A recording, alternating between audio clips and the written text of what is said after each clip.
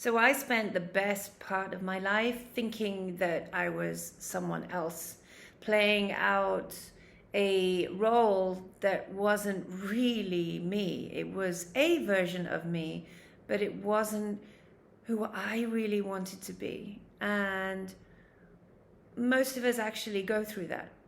And why do we all go through that?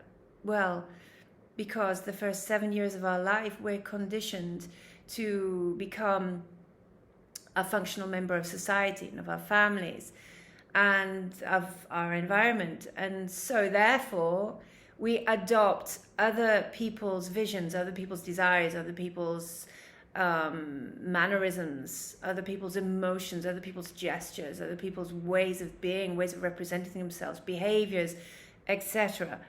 And so when we get to 7-year-old, we have created this identity that really doesn't represent us, but it represents an accumulation of everything that we've ever experienced. And so what happens is that we go on in this life, and then we get to a point where we don't know who we are.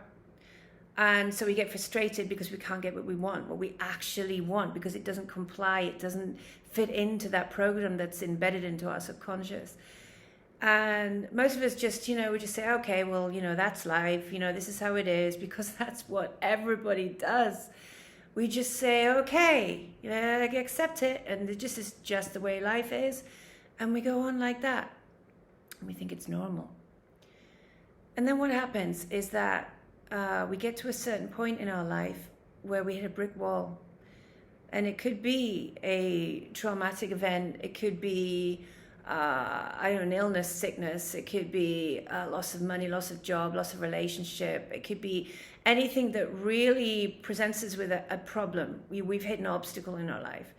And to be really honest, unfortunately, most people wait for these problems to ask the most essential questions that we always run away from. We spend most of our life running away from this problem, of asking that question: who am I?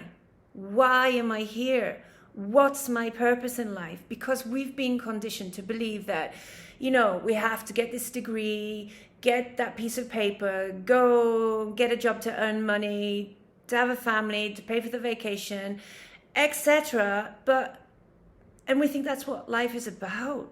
And then we wonder why we start drinking, start smoking, start getting into bad habits. It's all because we don't know who we are. I was that person. It was only when I started to ask myself those essential questions that I started to understand. I started to understand that I wasn't that person that I'd spent most of my life just being, playing out. It wasn't me. And honestly, when you start to peel back the layers and understand who you really are, what you're really interested, it's a total shock to the system, because you realize you're someone completely different. And of course, when you start to reveal that side of yourself, then it looks kind of weird. People start to react. They start to say, why is she acting so crazy? What's wrong with her? And all of the people that I know that have experienced this kind of what you would call maybe an awakening, or just a revelation of your purpose and of who you really are without the labels, everybody has been through this, and they've all kind of been labeled as not crazy, but people have kind of looked upon them like weird, especially it's the family, because the families start to see that suddenly you're not the same person as the day before. What happened? Is she taking something? Is she on something? What's she done? Who's she been with? And it really is like that. So you go through a certain isolation period as well, where you do feel alone. And anybody going through this, I want you to know it's completely normal, and you're not alone. We've all been through it. People are going through it every day. It's part of that evolving. And the Greeks knew about this, the ancient Egyptians, the ancient Africans, the Indians, the Chinese. It's all written in our ancient cultures. And yeah, the Greeks, okay, did you know that the word for butterfly is psyche? Why did they call a butterfly psyche? Well, I think you may guess after what I just said. They knew that in human nature, it was our very, what's the word, purpose to transform, to evolve. And what does the butterfly do? It was a caterpillar, and it went into this cocoon and transformed itself into a beautiful butterfly that could fly high. And that's exactly what each one of us can do when you start to discover your true potential. Now, to do that, you have to step aside from the world. Stop looking for answers outside of yourself. You're not going to find the answers that you seek on any level outside in that external world. Everything that you need is embedded in your DNA. It's all within you.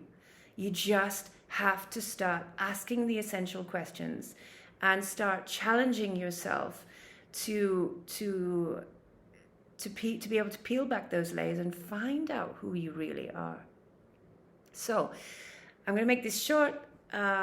What I would suggest that you do to start uncovering this is just simply make one change. So instead of repeating the cycle, notice the cycle, the patterns in your life. Instead of repeating those cycles, introduce one small change, right? And that will really, you'll start to notice, okay, not something, it hasn't to be too difficult. It's got to be something achievable, but it hasn't to be too easy either. Challenge yourself. Do something like the first step, something that you fear. It doesn't have to be huge, but do something that you fear, that you've always maybe wanted to do. Take the first step towards that, And I'm going to leave it at that today. But if you do try that, let me know. Let me know. Write to me on this platform and let me know if you see any changes